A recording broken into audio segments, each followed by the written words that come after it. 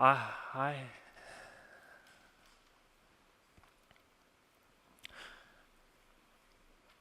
don't really want to be alive anymore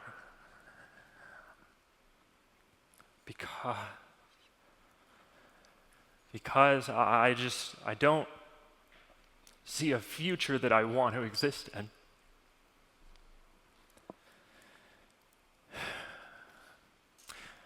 Fast forward 4 years, and now I'm here.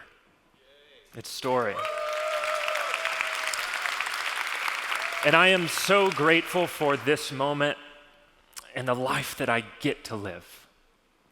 Maybe some of you feel the same way. Or maybe you've never wished away your existence. But I would be willing to bet that all of us in this room right now know what it's like to experience the absence of hope. I used to believe that hope and magic were things that I had to create before I could experience them. But that's not true. The world doesn't need more magic. What the world needs is more people who know how to look for it. And the same can be said about hope, but only if you have the curiosity to look for it where you're actually at. So I wonder where you're actually at this morning. Good news, we have some clues from people just like you right here in the audience. For those of you who got here early as you were walking in, you filled out a question, an anonymous response to one of these questions. And these were deep questions. We promised we would keep the answers anonymous. I'd like to read some of them here for you today. The hardest moment I faced in the past year was going to the wedding of my estranged son and no one acknowledging. And this one. A moment I'd rather forget but can laugh about now is I practiced for 3 weeks for my singing solo at the Ladybug Jamboree in kindergarten. When the moment came, nothing came out of my mouth, but I did wet my pants.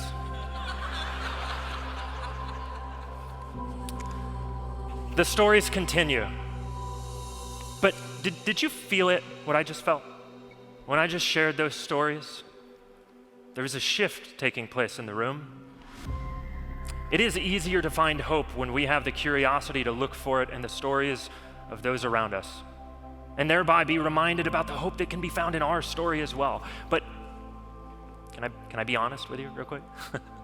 There's something that I have, something that we all have that gets in the way. I call it the collection of context. What is the collection of context, you ask? Well, it's easy. I'll show you mine. This is a collection of context. This is dangerous, though. See, all these things, they make up the lens through which I see myself, others, and the good and bad things that happen to me. These things can become certainties. And certainty is a great killer of curiosity, and curiosity, a close companion of hope. For the sake of time, we'll only talk about one of these things this morning. You can see the word taxi driver on this. Yeah.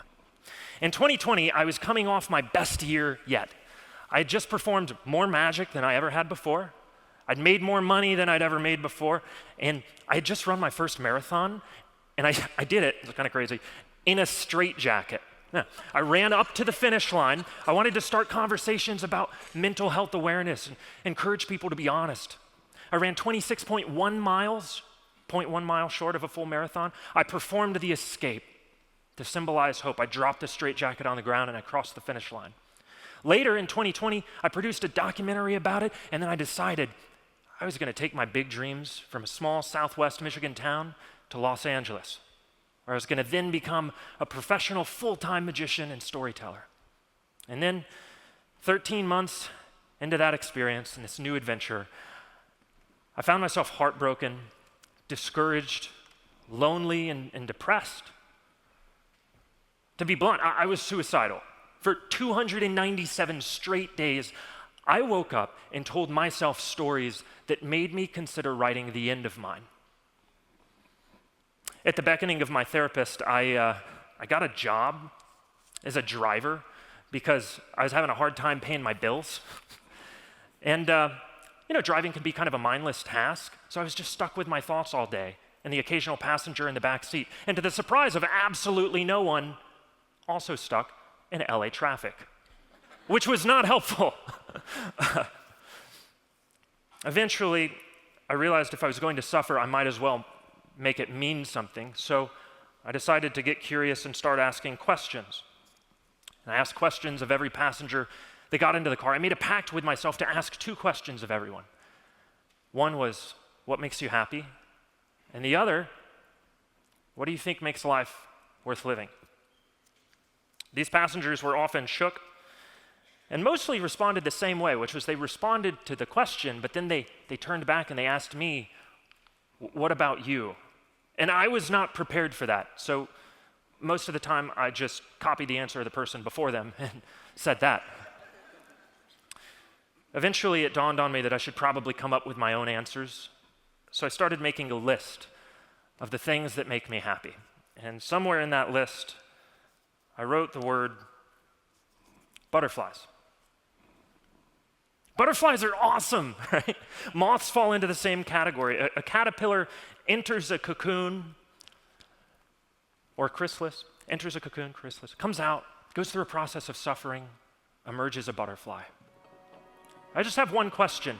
What happens if a butterfly comes out of a cocoon, but spends the rest of its life wishing it could be a caterpillar? What happens is that butterfly never shares itself with the world. And that, I think, is a far greater loss than the world having one less caterpillar.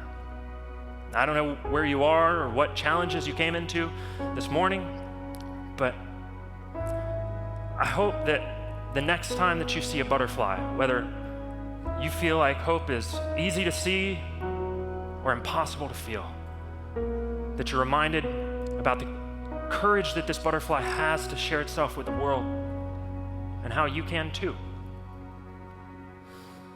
This room is full of stories. And you want to know what makes the best stories? Real ones. This room is full of those. But they're not getting shared with the world all the time. And it's not because they're undeserving, it's just maybe sometimes we lack the courage. So as you go forth here today, tomorrow, the rest of the days, I hope the next time that you see a butterfly or a moth flying towards the light, that you're reminded of the story within yourself that you have to share with the world. Because healing our hope doesn't require the ability to fly. Healing our hope only requires the courage to try.